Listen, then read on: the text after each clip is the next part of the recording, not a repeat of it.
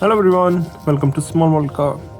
Today we have got a 2014 Mercedes Benz G Class G550, and as you can see, this casting is by Matchbox and it's part of their Jurassic World set. Looks like a nice casting. Let's open it up and see how does it look. So here is the G Wagon out of its packaging, and the first thing, the paint looks really good. I don't think Matchbox has done a G Wagon in this paint before. So, since we are on the side, let's talk about it. You've got nice black wheels, which look really nice. You've got this nice paint with this black trim going from front to the back. You've got the Camp Cretaceous, I guess, and the Jurassic World logo. You also got a side step, and obviously this black cladding that goes from front to back. Also on the side, you can see the turn indicator, front and back, and you can notice a bull bar too. We will talk more about that when we move to front, but it does look nice. Like, this paint scheme looks really good. Now coming to the front, again some nice details. So you got detailed headlamp, you got detailed grille badge, and also this big bull bar. Looks really nice. You got both the windshield wipers, both the mirrors.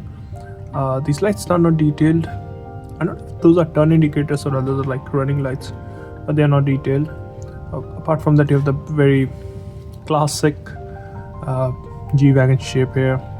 There's a slot per sunroof, but it's all metal. So now coming to the, did I miss something? Oh yeah, lower bumper is again nicely detailed. You've got a skid plate here. Coming to the passenger side, looks almost identical. I don't really see any difference. I don't know where the fuel filler is on the G Wagon. Is it on this side? I don't see it. Maybe Matchbox missed it? Might be. Let's go to the back. Again, very classic G-Wagon thing. A spare wheel mounted on the back with Mercedes logo. That's detailed. You got detailed tail lamps, you got the windshield wiper, and very boxy shape. So you got the rear bumper finished in black. And the interior is also done in black. I don't see any special, feature or anything in the interior, and this is how it looks from the bottom. So overall, I think it's a nice casting.